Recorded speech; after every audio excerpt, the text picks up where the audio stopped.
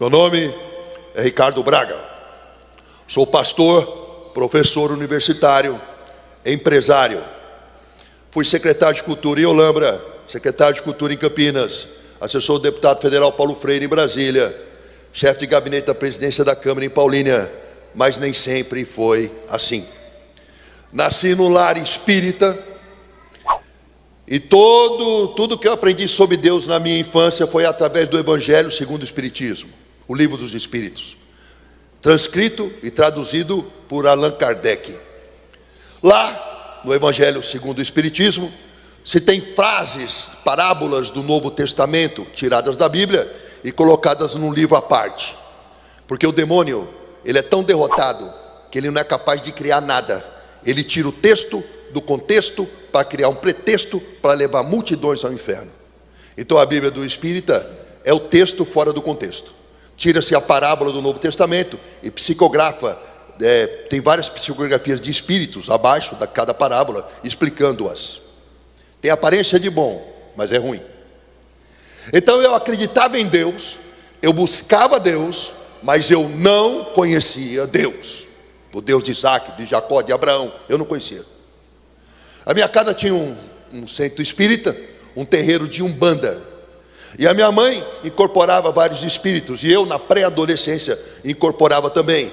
Ainda tem alguns cortes no meu pulso dessa época, quando eu incorporava Exu. Ele queimava a faca na vela, a faca ficava cheia de fuligem. Eu cortava meu pulso, e eu tenho várias marcas de corte com cera de vela no meu corpo, e uma tatuagem de um orixá nas minhas costas. Então eu acreditava em Deus, mas eu não conhecia Deus. Incorporava demônios em centro de macumba, de umbanda. O terreiro ia muito bem. A minha mãe recebia de 600 a 1000 pessoas por final de semana. E ela ganhou o prêmio do melhor terreiro de umbanda do estado de São Paulo 3 vezes consecutivas. E se transformou em diretora da Federação Espírita do estado de São Paulo, minha mãe. À medida que eu ia crescendo, várias dúvidas iam surgindo na minha cabeça. A principal é que, obedecendo tudo que o Evangelho segundo o Espiritismo pregava, a gente não conseguia se dar bem.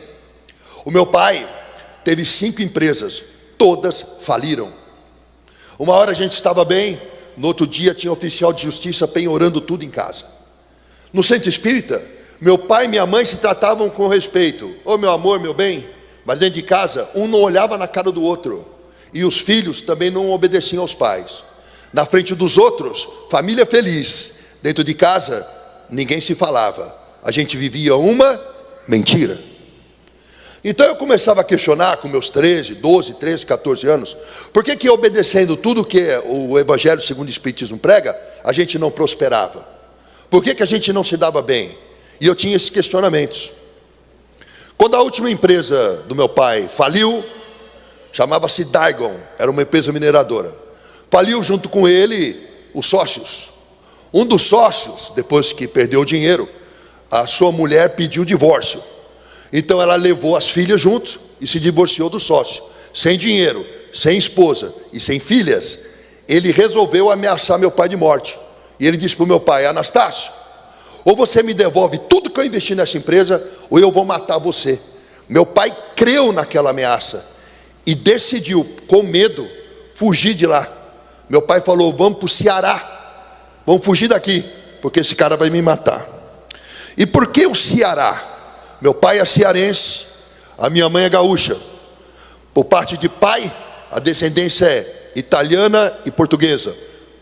Espanhola e portuguesa. Por parte de mãe, alemão e italiano. Quer dizer, vira-lata legítimo. Pai cearense, mãe gaúcha, eu paulistano. Vira-lata. Meu pai colocou eu, meu irmão e minha irmã no avião e fugiu de São Paulo. Minha avó no Ceará teve 11 filhos. E meu pai imaginava que chegando no Ceará, ele ia encontrar apoio dos irmãos. Eu estou falido, meus irmãos vão me ajudar. Assim ele pensou, mas não foi assim que aconteceu.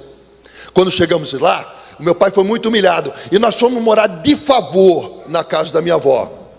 3 meses morando lá, a minha avó, morando com a minha avó, a minha mãe decidiu se separar do meu pai. porque meu pai era um homem muito difícil, e morando de favor, ele ficou insuportável.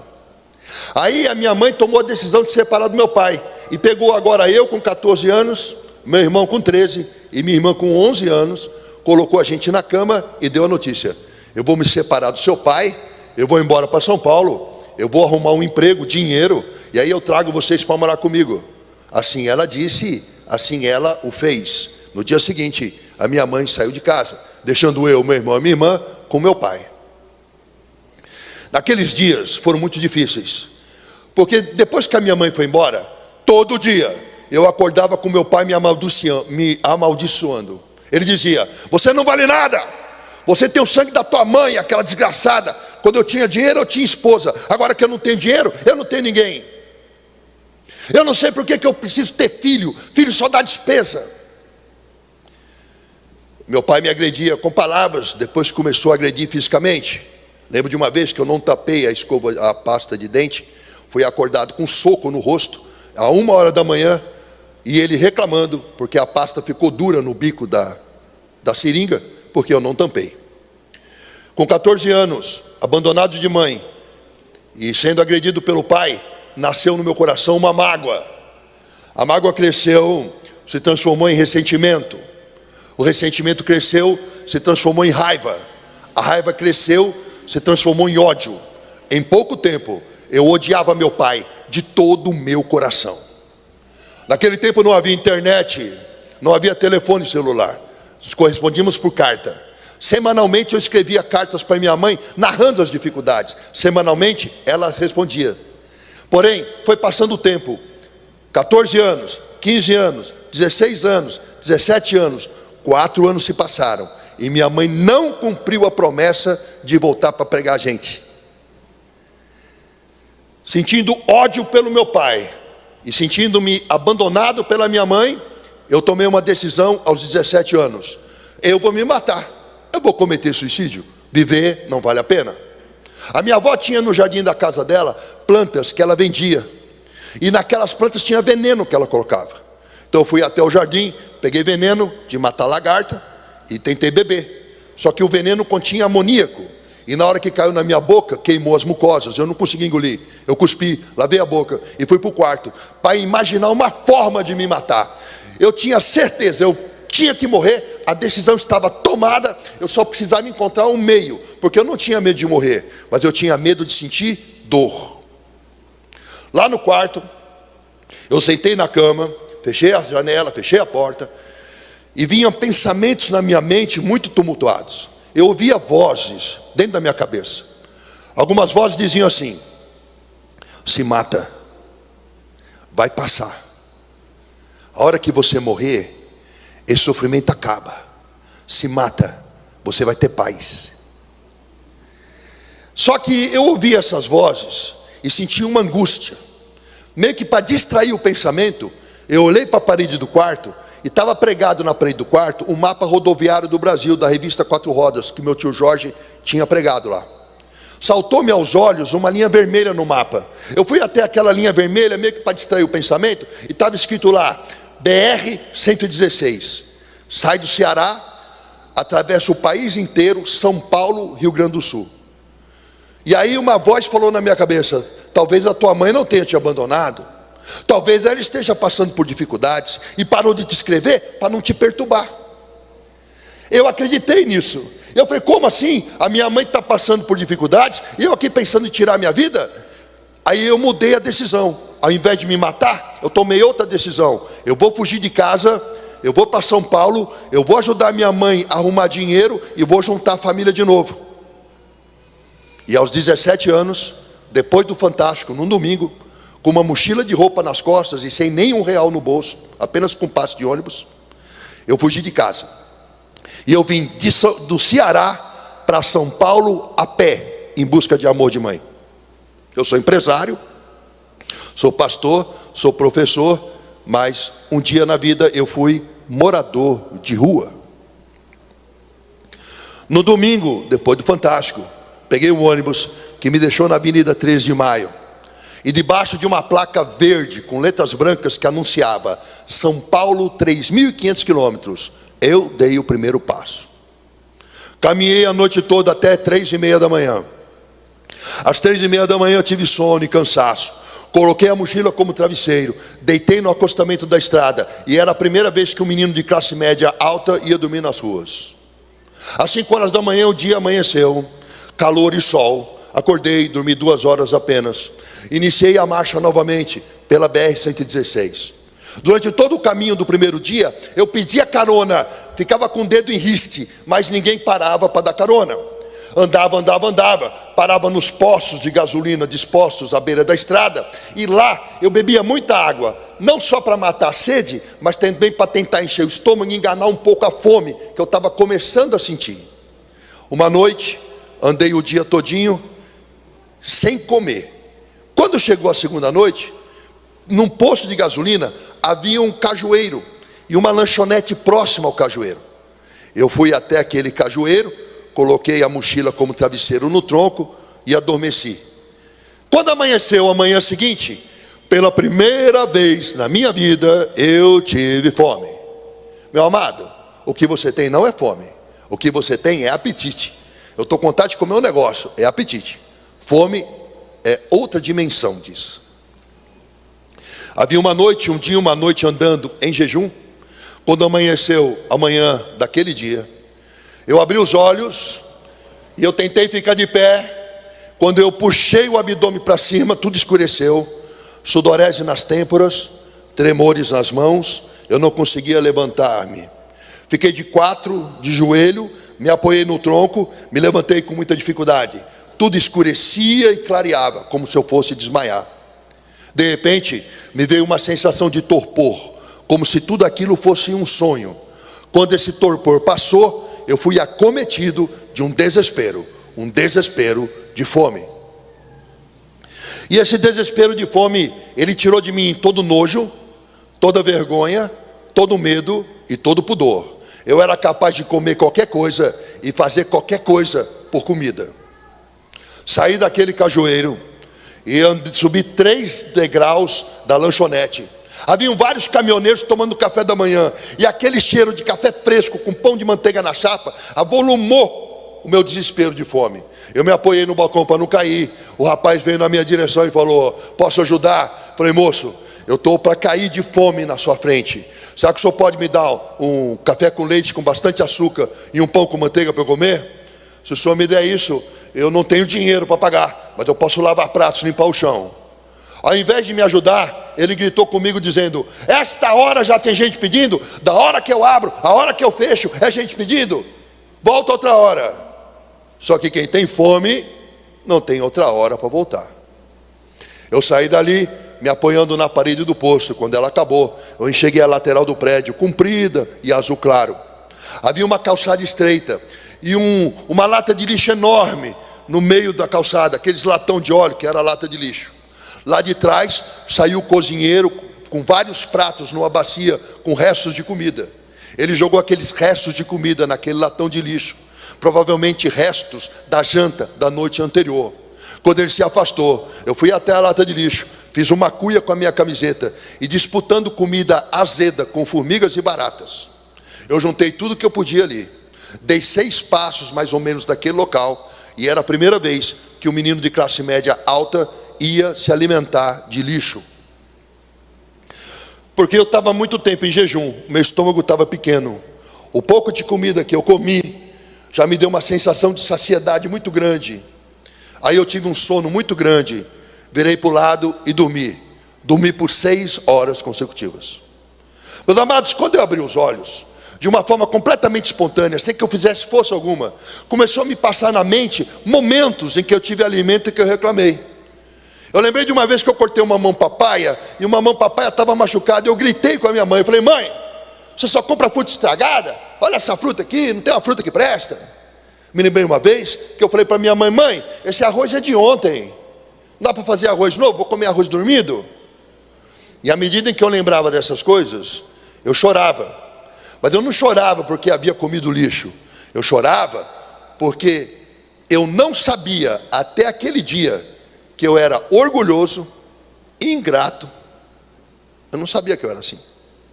E quando eu descobri que eu era assim, eu chorei de vergonha de mim, porque eu me vi e a pessoa que eu vi me envergonhou. Uma vez com Paulo Freire, pastor Paulo Freire em Brasília, num restaurante chamado Gordão, uma churrascaria, tinha alguns empresários ali, se levantaram o pastor e os assessores para pegar comida. Eu já havia pego. Eu sentei na mesa, coloquei ali o prato de comida, baixei a cabeça para orar. O rapaz estava do lado, falou: o que você está fazendo? Eu estou orando a Deus, agradecendo pelo alimento. Aí ele falou: mas que bobagem, você trabalhou, você ganhou dinheiro, você comprou a comida, Deus não tem nada com isso. Só que eu aprendi algo tremendo na Unicamp. A Unicamp me ensinou muita coisa de Deus, porque lá eu aprendi o seguinte: que essa folha da grama que você pisa, ou uma folha de qualquer árvore que você observa, faz um milagre acontecer. A planta puxa do chão para sobreviver, ela puxa água. A água é H2. A planta, para sobreviver, ela puxa um gás da atmosfera. O gás é CO2. Toda vez que o dia amanhece e a luz do sol bate em qualquer folha, a luz do sol quebra a molécula de água ao meio. O nome disso em biologia é fotólise da água. Fóton é luz, lise é quebra da água pela luz. O oxigênio vai para a atmosfera para você e eu respirar. Sobra o hidrogênio do H2O. O hidrogênio entra no meio do gás carbônico, fazendo C6H12O6. Isso é fotossíntese. Fóton é luz, síntese é transformação. Todo dia que o sol bate em alguma folha, todo dia que amanhece, a luz do sol quebra a água e adiciona o gás carbônico para transformar a luz em açúcar. E não é teu dinheiro, teu diploma ou teu trabalho que pagou, é de graça. Deus transforma sol em arroz e feijão. Ele põe o sol no firmamento para que nós tenhamos condição de tomar café, almoçar e jantar. O choro pode durar uma noite, mas a alegria se renova toda manhã. Quando você olhar para um prato de comida, agora, ore sabendo que o que você está comendo é sol. E pela misericórdia do Senhor, que aprove colocar esse sol no firmamento, é que você está se alimentando. Seja grato. Levantei daquele chão e caminhei muitos dias, muitos quilômetros. Muitas coisas aconteceram, mas eu vou me prender a 3 coisas, porque o tempo urge. E eu quero anunciar hoje, em primeira mão, que o livro está quase pronto. Eu estou escrevendo um livro contando mais coisas. Segunda-feira agora, eu estou em Curitiba, numa editora, para publicar o livro. O vídeo do meu testemunho alcançou 9 milhões de pessoas pela internet. Eu estou orando a Deus para que esse livro alcance o mundo todo e mais pessoas venham saber que nessa terra só o Senhor é Deus. Então, meus amados, naquele tempo que eu caminhava, eu não tomava banho. Cada picada de inseto, cada arranhão no meio do mato infeccionava. E se eu parasse para descansar, nem que fosse 5 minutos, inchava o tornozelo, inchava o joelho, e eu sentia muitas dores. Então eu caminhava com dificuldades, e à medida que a musculatura aquecia, eu engatava a marcha de forma automática. Nesse estado de coisas, meus amados, eu cheguei na Bahia. E no norte da Bahia, o calor estava insuportável. Eu desci uma ladeira, subi uma colina de asfalto, imaginando que do alto da colina eu ia avistar um posto de gasolina para matar minha sede. Porque naquele trecho de estrada, além da fome, eu tinha muita desidratação, porque o calor era insuportável. Eu sentia o meu pé cozinhar dentro do resto de tênis. Eu via aquele vapor subir do asfalto e a paisagem do horizonte se modificar. A minha boca deixou de ter saliva, a língua grudava no céu da boca e toda a minha boca rachou. E quando a fome aperta, você sente fraqueza, mas quando você está sem água, a fraqueza aumenta. Eu não conseguia mais levantar as pernas para dar passos, eu arrastava os pés. Então eu desci uma colina, uma ladeira, subi uma colina, na esperança do alto da colina avistar um posto para matar minha sede. Mas quando eu chegava lá em cima, tudo que eu via era mais asfalto preto, sem curva, sem fim.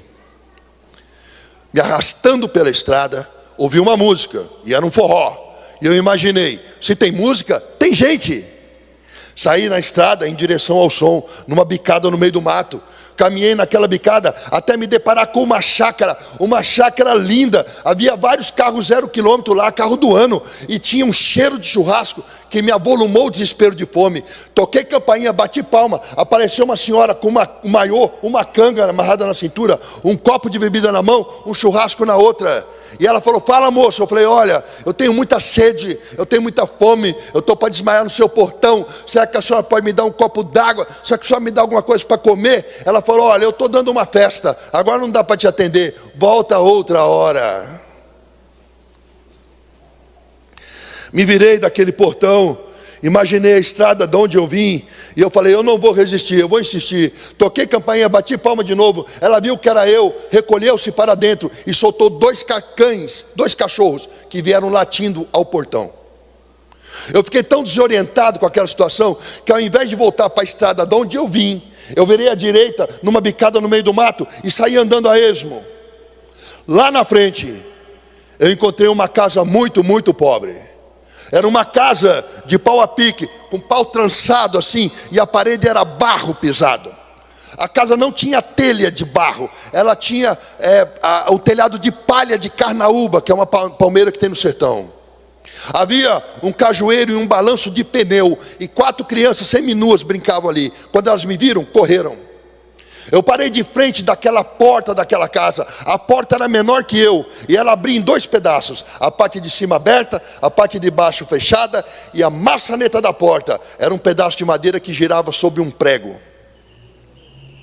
Eu bati palma lá. Lá de dentro saiu uma senhorinha, bem pequena, abaixo de 1,5 metro. Ela não tinha calçado nos pés.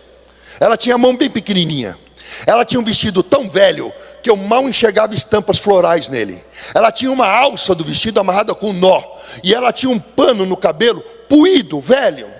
Ela assustada, bem pequenininha, um homem na porta dela, grande. Aí ela falou, fala moço. Eu falei, olha, eu venho de muito longe, eu tenho muita sede, eu estou para cair na sua porta. Será que a senhora tem alguma coisa para eu comer, alguma coisa para beber? Ela sorriu. Eu reparei o sorriso dela. Ela tinha pouquíssimos dentes na boca. E até hoje, mesmo o sorriso da minha esposa não é tão bonito quanto o sorriso daquela mulher. Ela tinha o rosto enrugado, não rugas como as minhas, mas rugas profundas, como se fora um papel amassado. E ela sorriu e me olhou. E se eu tiver que dar um nome para aquele olhar, se eu tiver que batizar aquele olhar com nome, eu diria ternura. Ela estendeu uma mãozinha bem pequena naquela casa pobre, e sorrindo para mim ela disse, entra meu filho. Parece bobagem falar agora para você, mas para quem está naquela situação que eu estava, ser chamado de filho fez diferença. Eu me senti acolhido. Quando você está na miséria, quando você revira a lata de lixo para almoçar e para jantar, as pessoas não te enxergam. Quando alguém te chama de filho, numa situação de extrema dificuldade, seu coração parece que pega fogo. E ela falou, entra meu filho. Eu entrei numa sala que não tinha piso, era só terra batida, não tinha uma cadeira para sentar, só redes penduradas na parede. Eu passei por um quarto cuja porta era um pano que corria num barbante. E fui até a cozinha, que tinha o único móvel da casa, uma mesa de madeira, 2 bancos de igreja assim, sem encosto.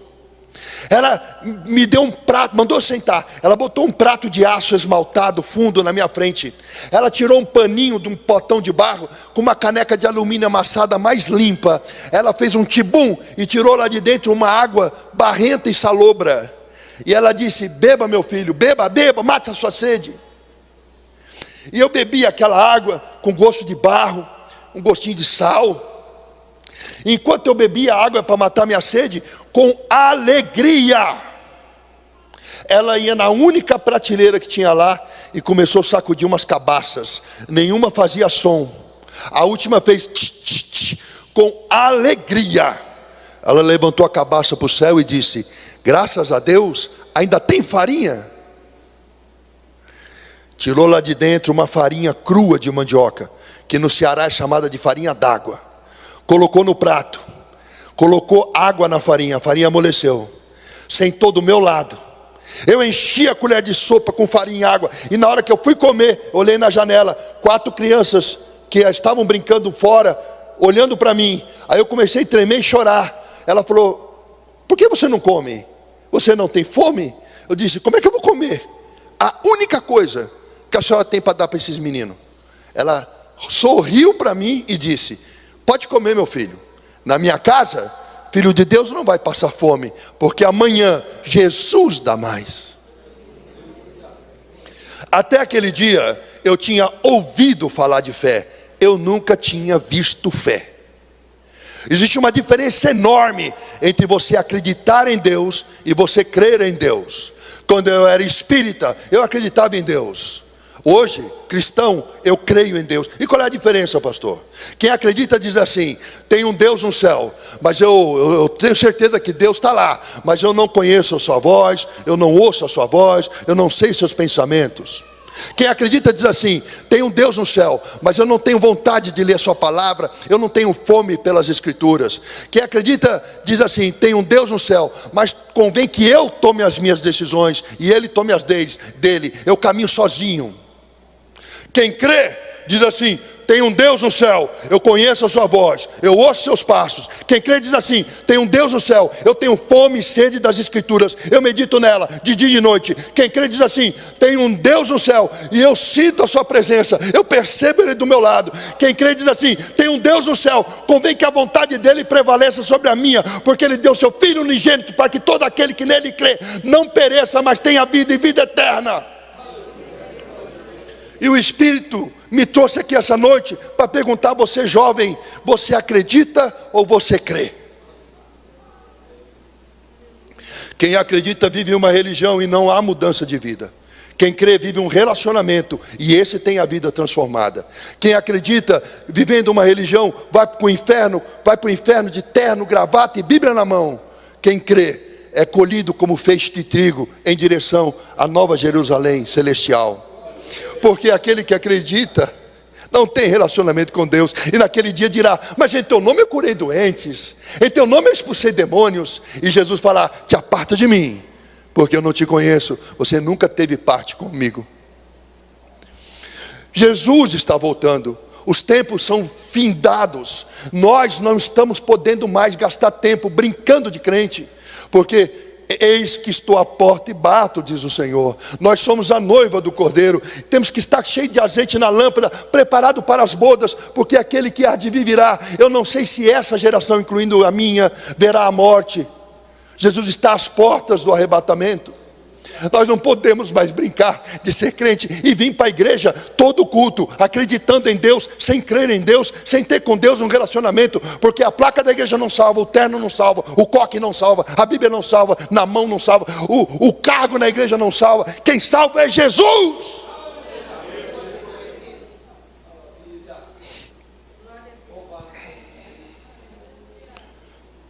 Eu nunca tinha visto fé. Eu nunca tinha visto isso. Ela podia reclamar das rugas, ela podia reclamar da falta de dentes, ela podia reclamar da falta de móveis, ela podia reclamar que só tinha farinha para comer, ela podia reclamar da pobreza. E o que ela ganharia?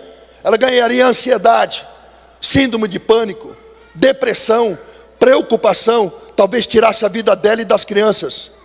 Mas ela optou diferente. Ao invés de olhar para as circunstâncias, para os problemas, ao invés de olhar para esta vida, ela olhava para a Nova Jerusalém. Ela cria num Deus de provisão, ela cria num Deus de restituição, e ela se mantinha animada. Eu tenho 1,87 m, aquela mulher devia ter 1,40, 1,45. Ela era um gigante e eu um anão, porque ela enxergava a curvatura da terra. Nós passamos por poucos problemas. Numa pandemia muita gente não vem mais na igreja, mas naqueles dias dos primeiros homens da primeira igreja eram cerrados ao meio, eram presos, torturados, chicoteados, não tinha onde botar a cabeça, o travesseiro era pedras e o mundo não era digno deles, e eles viveram sem alcançar a promessa naquele dia, para que nós pudéssemos alcançá-la hoje.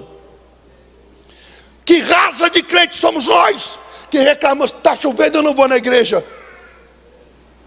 Que espécie de crente é o dos últimos dias, diferente daqueles que no começo do evangelho davam a vida em sacrifício? Que igrejas são essas que pregam a prosperidade, a riqueza, desafio disso, desafio daquilo, e vamos ficar ricos? Jesus não morreu para tornar ninguém milionário, Jesus morreu para nos dar a salvação. A cruz é para a vida, não é para riquezas. Moído, esmagado por causa das nossas transgressões, carregando sobre ele o peso maior do que a cruz que Cirineu o ajudou a carregar, porque aquela cruz devia pesar de 100 a 150 quilos, mas ele carregava um peso maior, ele carregava o pecado do mundo sobre ele, o pecado da geração anterior, o pecado da geração dele, o pecado de todas as gerações, até o retorno dele em glória. E o sofrimento dele foi tamanho que lá no Getsemane ele se angustiou e chorou e suou sangue. E onde estava a maior dor de Jesus? Será que foi no chicote? Será que foi no açoite? Será que foi na humilhação, no prego na mão? Será que a maior dor de Jesus foi física? Se uma mãe vê um filho morrendo soterrado por um instante que tomba nele, o desejo dela é se colocar no lugar que morra eu, não meu filho. A dor que ela sente na alma é muito maior do que seria a dor da estante caindo na cabeça dela. Enquanto mais a dor de Jesus, que morreu por todos nós, não é um filho, mas bilhões de filhos. Na biologia eu aprendi algo tremendo, que a cruz, ela é um instrumento muito grande de tortura, porque quando você é crucificado, e horas com o braço estendido, o músculo da respiração, diafragma, não consegue funcionar. Então a pessoa consegue encher o peito de ar, mas ela não consegue soltar o ar. Então a pessoa vai morrendo de asfixia com o peito cheio. Isso produz uma dor dilacerante. Mas ele podia ter nos amaldiçoado. Ele podia ter mandado uma legião de anjos varrer a terra, porque nós não merecíamos aquele sacrifício. E não merecemos ainda hoje, porque eu que vos prego sou pecador, e todos nós somos, e aquele que diz que é sem pecado mente, porque só há um justo, e o nome dele é Jesus.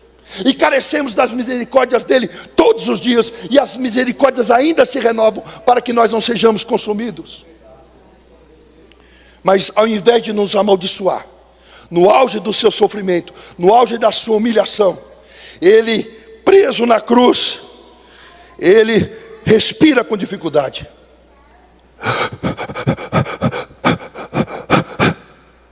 Ele pisa no pé, estica o corpo para soltar o ar, puxa o ar, olha para Deus e fala: Pai, perdoa, porque eles não sabem o que fazem. Solta o corpo.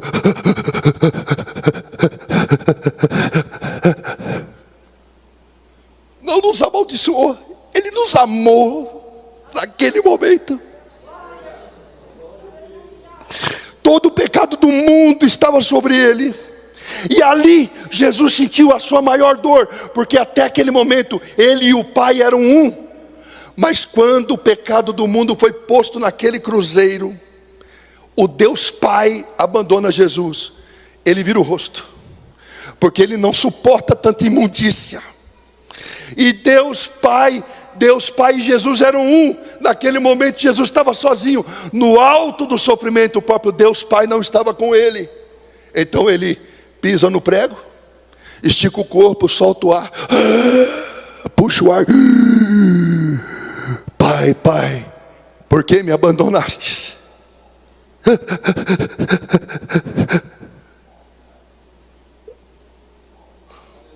Fixa o peso no pé, levanta o corpo. A ti entrego o meu espírito, está consumado. Se pela desobediência de um homem, Adão, Toda a humanidade se perdeu. Pela obediência de outro homem, Jesus, toda a humanidade seria resgatada. Não dá tempo de brincar de crente. Há um sacrifício de um cordeiro imolado na cruz por nós. Ele está aqui, batendo na porta. E se alguém abrir a porta de sua casa e convidar ele para entrar, ele entrará em tua casa e ceará contigo.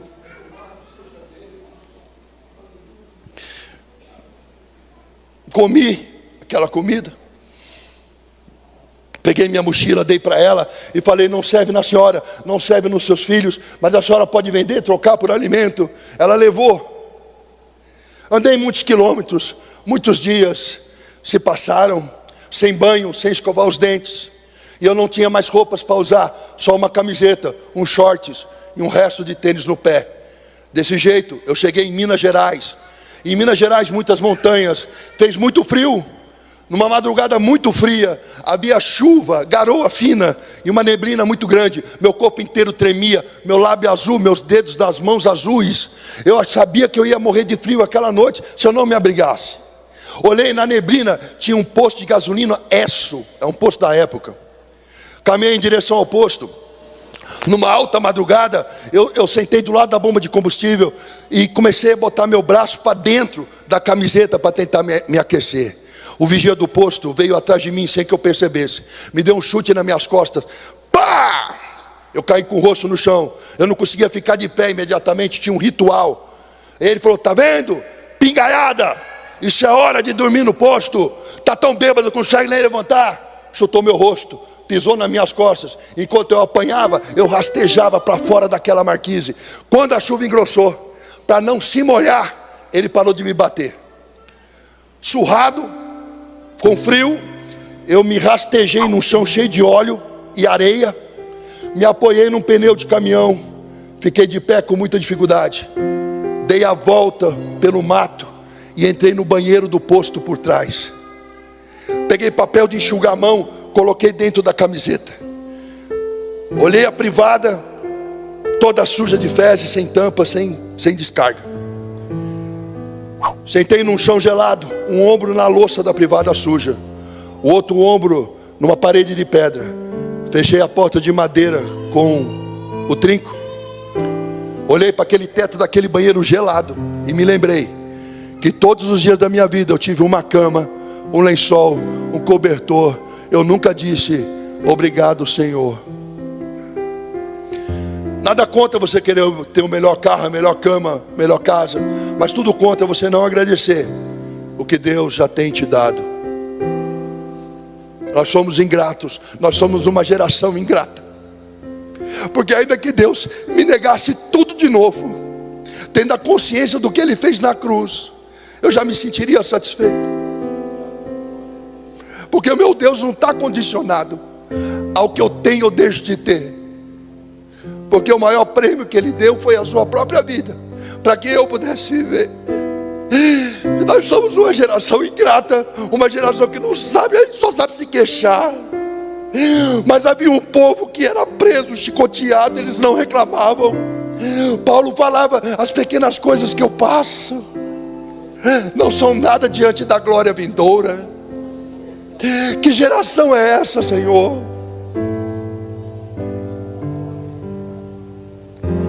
Caminhei no outro dia muitos quilômetros, muitas horas, muitos dias, até que eu cheguei no estado de Minas Gerais, estado do Rio de Janeiro.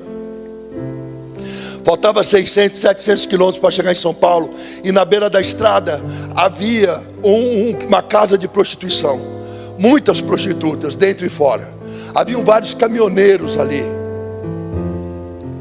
Uma prostituta estava sentada num banco de 2 lugares. E ela me vendo caminhar na estrada, ela falava: vem cá, moço. Eu dava um passo e parava. Vem cá, moço. Eu dava um passo e parava. Naquela hora eu percebi que aquele menino orgulhoso, com o nariz empinado e metido, que saiu do Ceará, já não existia mais. Uma prostituta me chamava para perto dela e eu tinha vergonha do meu mau cheiro. Eu tinha vergonha da minha doença. Eu tinha vergonha da minha ferida. Eu tinha vergonha da minha pobreza. Na Bíblia tem alguém assim. Um dia o rei Davi disse: há alguém na casa de Saul que eu ainda posso abençoar. Falaram a Mefibosete, filho de Jonathan, um príncipe coxo de ambos os pés, que mora no deserto de Lodebar. O rei Davi falou: traga Mefibosete à minha presença. E quando Mefibosete, o príncipe coxo de ambos os pés, se viu na presença do rei Davi, ele exclamou: quem sou eu, um cão morto, para que tu te lembres de mim? Embora fosse ele príncipe, 20 anos de Lodebar, de deserto, fizeram com que ele esquecesse a identidade dele. Talvez você tenha vindo a esta igreja essa noite de anos de deserto, e talvez esse deserto tenha feito você esquecer a identidade que você tem. Mas essa noite o Espírito Santo me trouxe aqui para dizer: ei, teu pai é rei, então você é príncipe, então você é princesa do Senhor. O rei Davi disse: dê banho em Mefibosete, vista roupas reais de Mefibosete, calce o anel real de Mefibosete, e disse a Mefibosete: de hoje em diante você vai comer da mesa como meu filho. Se um homem de carne e osso fez justiça a um príncipe, quanto mais teu pai, que é Deus, fará com você.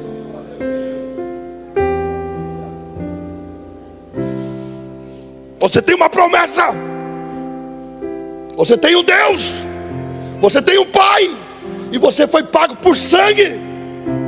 Então quando Satanás investir contra você, você vai dizer com a autoridade do Espírito Santo que habita em ti: eu não sei por que ralo você entrou na minha casa, mas você vai sair pela janela que é maior. Sai em nome de Jesus. Quando a depressão, a ansiedade, a dúvida, o desespero abater sua mente, tocar no seu coração, você fala: eu não aceito isso. Sai em nome de Jesus. Satanás quer te diminuir, ele quer te menosprezar. Ele veio para matar, roubar e destruir.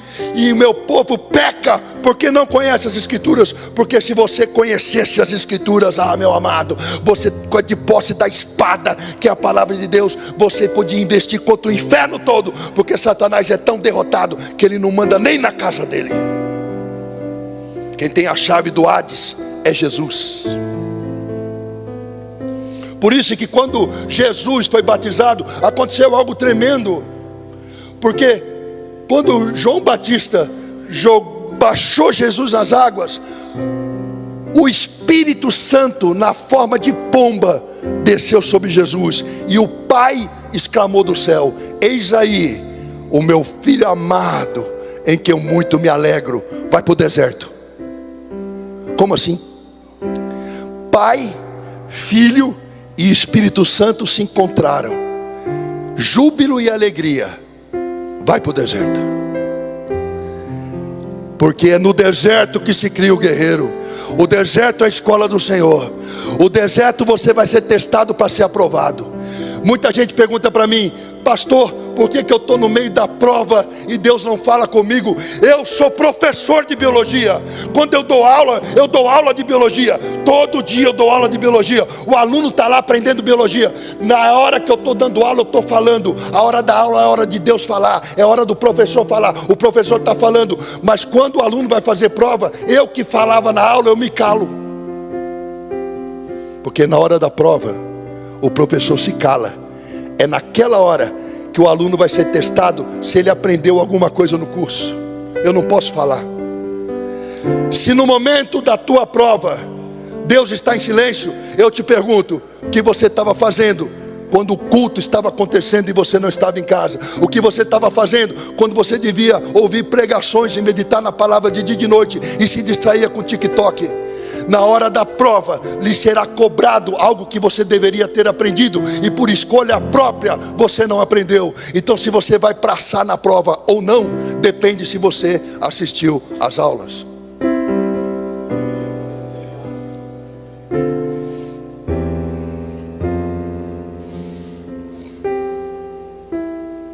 Gente, Deus é maravilhoso.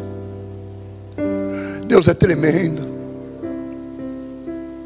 Eu saí daquela estrada com muita insistência da prostituta. Eu sentei do lado dela no banco com muita vergonha. E lembrando de Mefibosete, como ele, eu me sentia como um cão morto.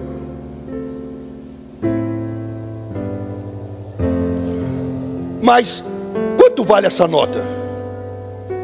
Quanto vale isso? R$200. Aqui tem R$200, sim ou não? Se eu amassar, quanto que ela vale amassada? R$200. Se eu jogar no chão, quanto que vale jogada no chão? R$200. E se eu pisar e sujar, quanto que vale essa nota agora, pisada e suja? R$200. O deserto e o inferno pode te pisar, te amassar, te jogar no chão, jogar para baixo. Mas assim como essa nota, para Deus, você também não perde valor.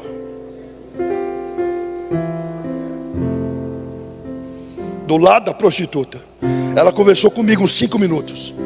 Aí ela falou: nossa, você fala bem, você estudou? Eu falei: eu? Nos melhores colégios de São Paulo. Ela falou: mas o que você está fazendo na rua? Aí eu contei a história que eu estava indo em busca de amor de mãe. Ela chorou, me deu um copo de café e falou: não sai daqui, você promete que você fica aqui? Eu falei: eu prometo. Ela entrou dentro da casa de prostituição com um caminhoneiro. Eu fiquei tomando aquele café quentinho, delicioso, primeira coisa limpa que eu punha na boca. De repente, meia hora depois, saiu de lá o caminhoneiro, abotoando o cinto. E ele falou: quem é o menino? Ela falou: aquele menino ali. Ele falou: bora comigo para São Paulo. Eu falei: eu não tenho dinheiro para pagar o senhor. Ele falou: ela pagou para você. Uma prostituta deu a única coisa que ela tinha, o próprio corpo, para que eu, um desconhecido, tivesse a chance de encontrar minha mãe. O nome disso é amor. A igreja religiosa, ela julga demais uns aos outros. Está vendo aquele irmão? Estava lá na igreja, agora está lá no bar bebendo. Enganou o pastor. Eu nunca enganou. Está vendo aquela irmã? Estava lá no louvor, agora foi para o mundo. Tomara que fique lá. Enganou o pastor. Ela nunca enganou. Ao religioso, eu tenho algo importante para te contar. Tem uma prostituta na família de Jesus. O nome dela é Raabe. Tem uma estrangeira na família de Jesus. O nome dela é Ruth. Tem um assassino e adúltero na família de Jesus. O nome dele é o rei Davi. Porque enquanto o diabo aponta o dedo, Jesus escancara o braço. Jesus ama o pecador e odeia o pecado. Duas pessoas traíram Jesus. Uma foi Pedro, a outra foi Judas. Pedro e Judas andavam com Jesus. Pedro era amigo de Jesus, próximo a Jesus. E quando o galo cantou, Pedro falou: eu não conheço este homem. Jesus tomou um soco no rosto. No Evangelho de Lucas conta essa passagem. Soco no rosto. E Jesus, depois de ter sido socado, olhou para Pedro. Pedro saiu e chorou amargamente. Judas traiu Jesus. Ao invés de procurar Jesus, Judas foi lá no fariseu que pagou 30 moedas para ele. O fariseu olhou para Judas. Judas saiu e se enforcou. Por que que Pedro traiu Jesus e viveu? Por que que Judas traiu Jesus e morreu? Porque o olhar de Jesus para Pedro foi um olhar de amor, de perdão. O olhar do fariseu para Judas foi um olhar de acusação. Ele disse: você é culpado do sangue daquele inocente. O arrependimento admite o perdão.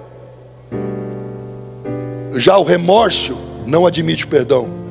O remorso vem cheio de culpa. O perdão salva e liberta. A culpa mata. Judas se enforcou.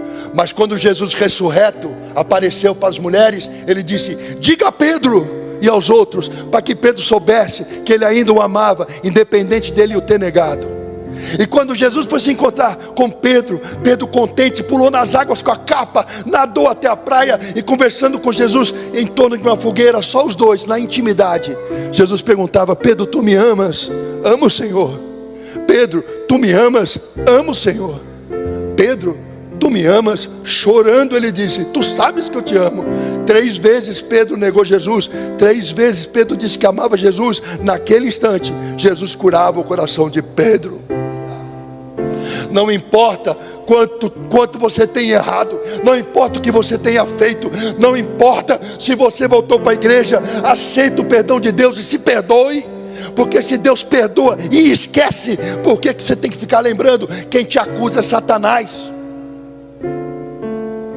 Tem um perdão sobre a sua vida, perdoe-se. Tem um perdão sobre a sua vida, perdoe-se. Tem um perdão sobre a sua vida, perdoe-se. Não se culpe, não seja tão cruel com você. Se teu arrependimento é verdadeiro, ele dará frutos, e é só o que Deus quer: frutos e arrependimento. Esqueça.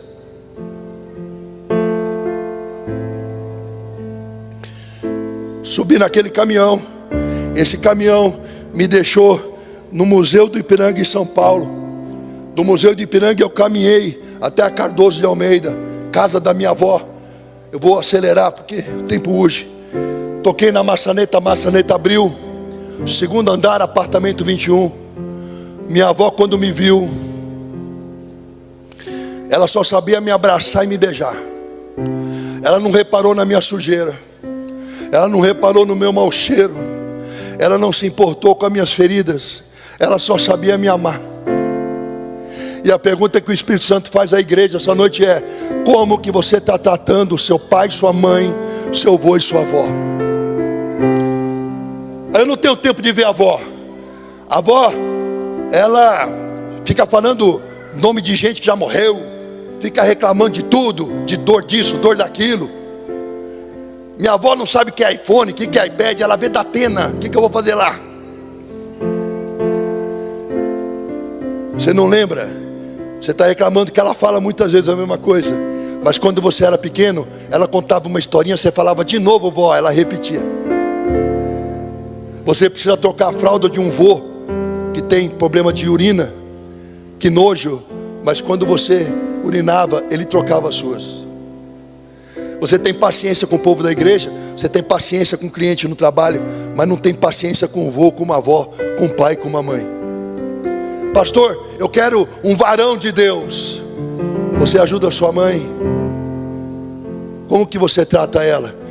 Se você não ajuda a limpar uma casa, a limpar um prato, se você não cuida do seu esposo, não cuida das tarefas que a tua mãe te dá, como é que você vai cuidar de um homem?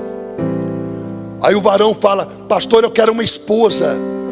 Você não estuda, só tira a nota baixa, não trabalha, não quer crescer na vida. Como é que você vai sustentar uma mulher e filhos?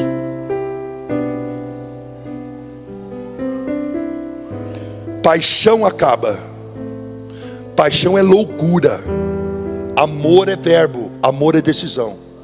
A paixão inunda o coração enganoso. O amor desperta a razão.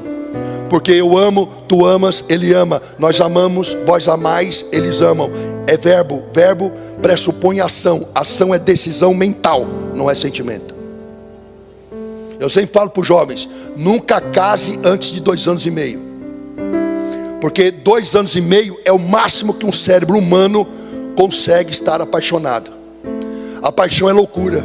Sobe um nível de serotonina, sobe um nível de dopamina muito acima da média. E a pessoa fica naquela euforia, esperando o telefone tocar. Ela não vê defeito. O sujeito tem uma verruga com 3 pelos pretos na ponta do nariz. Todo mundo fala: isso é feio. Você fala: feio não, ele é exótico. Se falarem muito mal dele, você vai lá, beija a verruga e ainda chupa o espelhinho. De repente, passa 2 anos e meio, a pessoa telefona, você fala assim: ei, tá me ligando de novo? Você olha para a foto dele: o que é essa verruga aqui? Cadê todo aquele amor? Não era amor, era paixão. E a paixão passa. Amor é quando você olha para ela ou para ele, enxerga defeitos e qualidades, e você toma a decisão de encarar o desafio. Eu sou casado.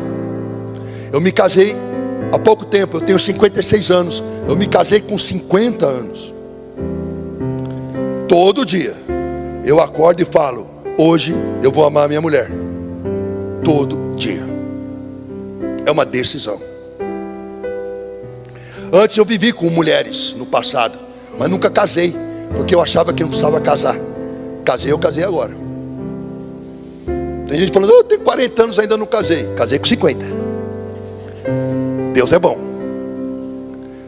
Com uma ex-aluna minha, Selene. Na época que eu a conheci, ela tinha 19 anos e eu 44. Agora ela tem 29, vai fazer 30 e eu 56. Aí o pessoal fala, você não fica preocupado que ela é tão mais jovem? Eu falei, eu não, quem tem que estar preocupado é ela, né? Mas Deus sabe todas as coisas. E cheguei em São Paulo. Minha avó mandou tomar banho, eu fui. Os amados, quando eu tirei a roupa, pela primeira vez eu me vi nu diante do espelho. Não me reconheci. Eu não enxergava a minha pele, era só uma mancha amarela, muita gordura sem banho. A pele da gente fica amarela e ficam umas manchas pretas grudadas na gordura. Eu olhei meus dentes no espelho, eu não enxergava a divisão entre eles, era uma crosta. Eu escovei os dentes, não conseguia limpar aquilo. Eu fui tomar banho, saiu uma água preta pelo ralo, e por mais que eu me esfregasse, não limpava tudo. O cabelo lavado, com tanto nó, não conseguia pentear. Coloquei um pijama do vô, fui na cozinha, era alta madrugada. Minha avó fez umas torradinhas com queijo e orégano e fez um todão de meio litro assim. Hoje eu como nos melhores restaurantes, mas eu nunca comi e nunca vou comer nada melhor que aquela torradinha, aquele todão, porque estava cheio de amor de vó. Ela colocou um colchão no chão para dormir fininho assim na sala. Eu deitei naquele colchão, parecia que meu corpo não parava mais de afundar, porque foram 4 meses dormindo sob pedras. E quando eu abri os olhos no dia seguinte, a minha mãe estava olhando para mim. Ela pulou, me abraçou, me beijou, choramos. Ela falou, você quer me matar? Você quer me matar? Como é que você fez essa loucura? Eu falei, mãe, eu escrevia para a senhora contando. Agora eu vim, agora nós vamos morar juntos, vou trabalhar. Aí minha mãe me deu notícia. Eu casei de novo. E o homem com quem eu casei não quer que você more comigo. Eu estava sendo abandonado pela segunda vez. No outro dia eu fui até a casa desse homem, o nome dele é Lineu Spalato. Bati a campainha, eu e meu avô. Quando ele abriu a porta, ele falou, você é o filho de Nildo? Eu sou. Sua mãe não falou com você? Eu tenho muito dinheiro, não vai te faltar nada, fica no seu avô. Aí eu falei, mas eu quero morar com a minha mãe. Ele falou, não, porque eu casei com ela, eu não quero filho aqui que vai me atrapalhar o relacionamento. Eu falei, mas você não me conhece, me dá a chance de morar aí 1 mês. Se eu atrapalhar, você me manda embora, mas não me manda embora antes de me conhecer. Ele falou, não, fica no seu avô. Esse homem morreu tem uns 9 anos atrás. Ele não era mais rico, morava de aluguel. E quem cuidou dele no final da vida fui eu. Deus exalta quem se humilha. Na porta daquela casa eu olhei para o meu avô e falei, vô, é possível ser feliz na vida? Meu avô falou, o que eu faço para ser feliz? Ele falou, faça uma faculdade, tenha um bom emprego e arrume uma mulher que te ama. Fiz faculdade, arrumei um bom emprego no banco e tinha uma mulher que me amava. E depois de 4 anos morando junto com ela, eu não era feliz com nada que meu avô falou. Porque o diabo, ele te dá as coisas por fora para tentar mudar você por dentro. Jesus não, ele muda você por dentro para depois te dar as coisas por fora. Eu desconfiava do meu casamento. Eu olhava para ela, essa mulher, eu fui abandonado por mãe, eu não confiava em mulher nenhuma. Eu fazia da vida dela um inferno. Quando estava tudo muito bom, eu falava, tá bom demais para ser verdade. Alguma coisa vai dar errado nesse negócio. Aquele pensamento ruim, negativo. No final de 4 anos de casado, ela falou, vamos nos separar. Casado, morando junto, né? Vamos nos separar. Eu falei, vamos falar para os teus pais depois do Natal, porque senão vai estragar a festa. E aí eu fui para a cidade do meu sogro, São Miguel Arcanjo, o nome da moça, Isildinha Aparecida Machado. Para a cidade de São Miguel Arcanjo. E na noite de Natal, na casa do meu sogro, sem que ninguém soubesse que a gente ia se separar, recebo um telefonema de Fortaleza, Ceará. O tio Roberto ligou na casa do meu sogro e me deu a notícia, Ricardo, você está em pé? Falei, tô, senta. Eu sentei. O que foi, tio? O teu irmão Marcelo se enforcou. O meu irmão se matou na noite de Natal. Peguei o avião com a minha mãe e fui até Fortaleza. Vi o enterro do meu irmão. Minha mãe ficou lá para cuidar do neto. Eu voltei sozinho para São Paulo. Separei, irmão morto, longe da minha mãe de novo. Larguei a noite pelo dia, larguei o emprego. Fui morar de favor na casa de um amigo, Marcelo Braulio, no bairro Santa Cecília, em São Paulo, em frente à Santa Casa. Trocava a noite pelo dia, bebia a noite toda e saía com prostituta. E durante o dia dormia. Conheci uma moça, Mariana Melilo Sauer, médica, infectologista hoje, na época estudante de medicina. Conheci ela num centro espírita, onde eu ia tomar uns passes. 2 anos nessa vida, namorando a Mariana, no café Piu Piu no Bexiga, numa mesa cheia de cerveja. A Mariana apareceu e falou no meu ouvido, 2 anos depois: Ricardo, teu pai morreu. Meu pai infartou. Levantei um brinde na mesa, vamos brindar. Pessoal, brindar a quê? A morte de um desgraçado. Esse era meu coração. Alguém da mesa falou: eu vou mudar de São Paulo, estou indo para Campinas. Eu falei: por quê? Vou fazer vestibular na Unicamp, se Deus quiser eu vou passar. Eu falei: dá tempo de se inscrever? Dá. Fui lá, me inscrevi para o vestibular e passei. Vim fazer biologia na Unicamp aqui em Campinas. Sem dinheiro, fui morar na moradia do estudante. Eu era conhecido na faculdade como Cepacol. E o Espiga, que é um amigo meu, e a gente era muito popular. Eu bebia, fazia festa. Eu não tinha dinheiro, mas para bebida, droga e festa sempre aparecia alguém pagando. Aí apareceu um anúncio no balcão de emprego da faculdade: precisa de professor de biologia assistente no COC. Aí eu fui, consegui um emprego. Em 6 meses os alunos fizeram abaixo assinado para que eu fosse eleito professor efetivo. E eu virei o professor Cepacol famoso na região. Eu dava 70 aulas por semana em Vinhedo, Valinhos, Campinas, Franca e Ribeirão Preto. Comprei carro, meu salário no total era 20, 25 mil reais por mês no salário de hoje. Comprei carro, aluguei casa com piscina e saía com um monte de mulher. E quem olhava para mim falava: esse é o cara, alegre, feliz, cheio de mulher, carrão, salarião, professor famoso. Mas ninguém sabia que eu acordava com o rosto atolado no próprio vômito quase toda manhã. E para levantar da cama e trabalhar, e para parar de tremer a mão, eu tinha que beber 2 latinhas de cerveja às 6 horas da manhã. Ninguém sabia que aquele sorriso era falso, ilusório, porque dentro de mim eu estava destruído, bêbado, drogado.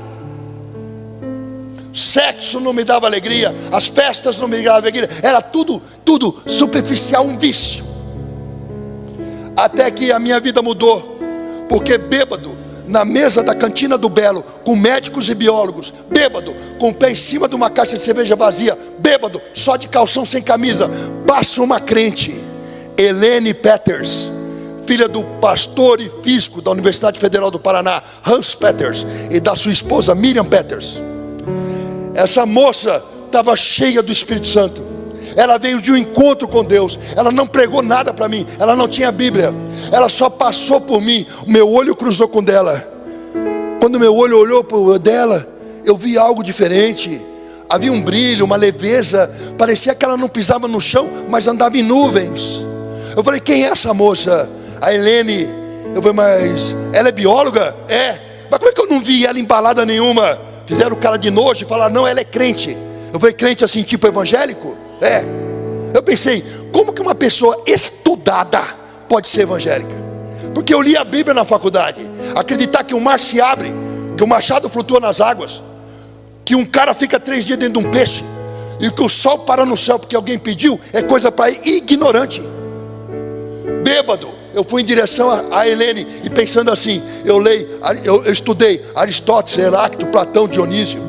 Eu estudei Jean Paul Sartre, Simone de Beauvoir. Eu estudei Engels, Karl Marx. Eu estudei Durkheim. Eu estudei Gramsci. Eu vou dar um nó na cabeça dessa crente. Cheguei: Helene, tudo bem? Você é crente? Você é evangélica? Ela deu 3 pulinhos e falou: graças a Deus. Eu não falei nada, mas pensei comigo: crente e louca. Helene, vamos falar de Deus, porque eu li a Bíblia. Ela falou, vamos não, você está bêbado, quando você estiver bom a gente conversa. Ela não saía da minha cabeça. Passou mais uma semana, encontrei com ela, Helene, vamos falar de Deus. Vamos não, você está bêbado, quando você estiver bom a gente conversa. Eu falei, filho, eu bebo todo dia, quando é que nós vamos conversar? Ela falou, Deus está preparando o momento. Passou mais uma semana, domingo, eu saí andando em Barão Geraldo para encontrar um lugar para comer. 11 horas da manhã, não tinha bebido nada. Entrei no restaurante, a Helene estava lá. Quando ela me viu, ela fez uma cara de, não, o mala. Porque mulher assim, mulher fica sorrindo para você, mas ela está pensando, que idiota. Aí, eu sentei na mesa e falei, Helene, vamos falar de Deus? Ela pegou o garfo com uma autoridade que não vinha dela, bateu na mesa, pá, em vez de me chamar de Cepacol, ela falou, Ricardo, você quer conhecer Jesus? Eu falei, o da cruz? O mundo inteiro conhece. Ela falou, não, teu Deus está morto, o meu Cristo vive. Você quer ir na igreja comigo domingo que vem? Eu pensei, já fui em centro de Umbanda, Candomblé, Quimbanda, racionalismo cristão, reiki, eubiose.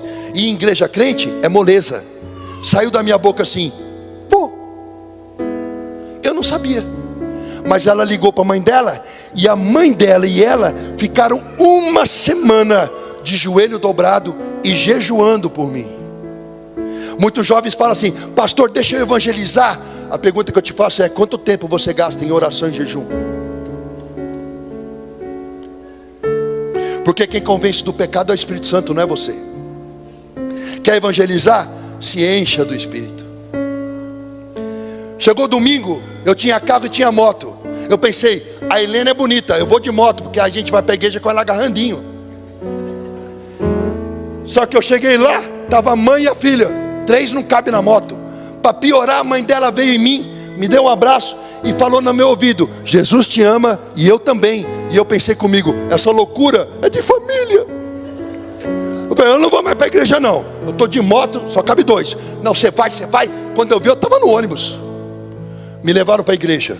Entrei na igreja, o povo falando em línguas, Orocorô, Yassurianta, Lamassúria. Eu, o que é isso? Olhei para o lado para pedir explicação. A Helene é assim. Olhei para o outro lado para falar com a mãe dela atrás de mim assim. E tudo que eu queria era sumir daquele lugar de gente doida.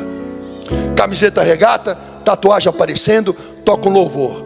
Em tua presença sou fortalecido. Em tua presença, Senhor meu Deus, em tua presença é onde quero estar, buscando a tua face. Quando eu li aquele buscando a tua face, eu senti um toque físico assim em mim. E eu era espírita de carteirinha. Eu tenho uma testemunha aqui desse tempo, a esposa do pastor aqui. A Rosângela, eu conheci essa mulher quando eu era 20 e poucos anos. Eu morei numa pensão em São Paulo. Eu não tinha dinheiro para morar numa casa alugada. Morei numa pensão. Aluguei uma vaga na casa de uma moça que era irmã de um jornaleiro. Sabe quem morava na pensão? Ela. A gente dividia comida. Ela estava numa batalha, numa luta muito grande, trabalhando muito. Eu era tão espírita que eu preguei o espiritismo para essa mulher todos os dias. Eu dei livros espíritas para ela ler. Eu falava com ela, discutia a Bíblia para ela, falando do Evangelho segundo o Espiritismo. Falava para ela de reencarnação, eu falava para ela de karma. Esta mulher aqui, eu tentei ganhar ela para Satanás. Hoje, eu e ela servimos ao Senhor. Eu conheço ela da juventude dela. E olha o que Deus fez. Hoje é a esposa de um pastor abençoado. Naquela igreja que eu não conhecia ninguém, quando eu senti aquele toque, eu comecei a sentir, só conhecia as duas. Eu comecei a sentir um tremor, mas era um tremor por dentro, não era por fora. Meus órgãos tremiam. E à medida que tremia, eu sentia um choro brotar. E eu sabia que não era um choro normal, era um choro que vinha do fundo da minha alma. Me deu um desespero. eu saí correndo e me joguei com o rosto no chão, em frente ao púlpito. O pastor Alexandre Perucci e sua esposa Márcia Perucci mandou parar o culto, para tudo. Pegou um vidro de azeite e jogou todo o azeite em mim e disse para a igreja: o Espírito Santo de Deus está me dizendo que nesta manhã de domingo eu estou consagrando um verdadeiro adorador. Eu assumi a posição fetal e aquele choro aumentou. Eu chorei o suicídio do meu irmão, eu chorei o ódio que eu tinha pelo meu pai, eu chorei o abandono de mãe, eu chorei a miséria das ruas. E à medida que eu chorava, eu sarava. Quando eu levantei daquele chão, o peso do mundo não estava mais sobre mim. Alguém veio no meu ouvido atrás e disse: Ricardo, eis que estou à porta e bato. Se alguém ouvir a batida, abrir a porta e me convidar para entrar, entrarei em sua casa e cearei contigo. Ricardo, Jesus está te chamando. Você aceita Jesus na sua vida como Senhor e Salvador? Eu falei: aceito. Explodiu dentro de mim uma alegria que eu não conseguia conter. O álcool não deu, o sexo não deu, a balada não deu, nada me deu uma alegria que era diferente. Ela não vinha de fora para dentro, explodia dentro de mim. Eu ria, eu me sentia liberto, eu dava glória a Deus. Eu não sentia mais tristeza, nem depressão, nem ansiedade. Eu estava livre. Me deram uma Bíblia. Eu entrei no ônibus cheio de azeite. Ninguém no ônibus queria encostar em mim para não se sujar. E eu falava para a pastora: agora eu sou crente? Ela falava: é crente. Eu falei: como é que eu faço para ser mais crente? Ela falou: calma. E durante 2 anos, para assistir culto, eu ia em Curitiba. Pegava o ônibus sexta-feira à noite, meia-noite, chegava em Curitiba 6 da manhã. Pastor Hans me pegava lá, sábado, domingo com eles. Acabava o culto domingo, ele me botava no ônibus meia-noite, chegava em Campinas 6. E tem gente que não vem no culto porque hoje está cansado.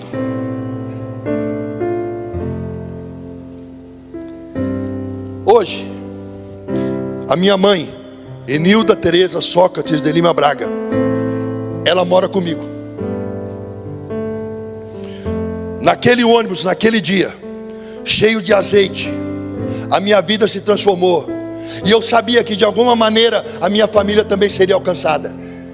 No domingo, à tarde e à noite, depois do culto, eu li a Bíblia. Eu li a Bíblia e de repente algo que não fazia sentido passou a ter todo sentido. Aí no outro dia eu fui dar aula no cursinho, segunda-feira de manhã, professor Cepacol famoso. Levei a Bíblia e o livro de biologia e falei lá para os alunos: Gênesis, capítulo 1, ninguém entendeu nada. Eu tinha um dia de convertido. No começo, a terra era vazia e sem forma. Havia trevas no fundo do abismo, e o Espírito Santo de Deus pairava sobre as águas. Biologia, no começo a terra era um conglomerado de gases tóxicos, vazia de vida e sem forma. A Bíblia está certa. Gênesis, e a água saiu do solo na forma de vapor. Biologia, até hoje é assim. De tudo que um vulcão cospe é vapor d'água, 10% é vapor d'água. A Bíblia está certa. Gênesis, e Deus criou as ervas do campo e depois os seres vivos. Biologia, faz fotossíntese as ervas do campo, sustentam todos que respiram e fermentam. A Bíblia está certa. Gênesis, e Deus pegou o homem, pegou o barro, do barro formou o homem, lhe soprou nas narinas o fôlego de vida, e o homem se fez alma vivente. Biologia, carbono, hidrogênio, nitrogênio e oxigênio formaram a primeira molécula orgânica, um ácido nucleico em meio aquoso no barro. A Bíblia está certa. Levantei a Bíblia naquela manhã para 300 alunos e disse: se ele está certo no começo, ele está certo até o final. Vamos baixar a cabeça, orar e se arrepender, porque Cristo vive. E 300 alunos oraram comigo naquela manhã. Hoje a minha mãe mora comigo, a minha irmã, minha sobrinha e o filho do meu irmão que se matou. E eu e minha casa servimos ao Senhor. Canal Semeando Vida. Deus dá o crescimento à semente que é plantada em terra boa. Deixa aqui o seu comentário, se inscreva no canal e ative as notificações para receber mais conteúdos que irão abençoar a sua vida. Até a próxima e fiquem com Deus.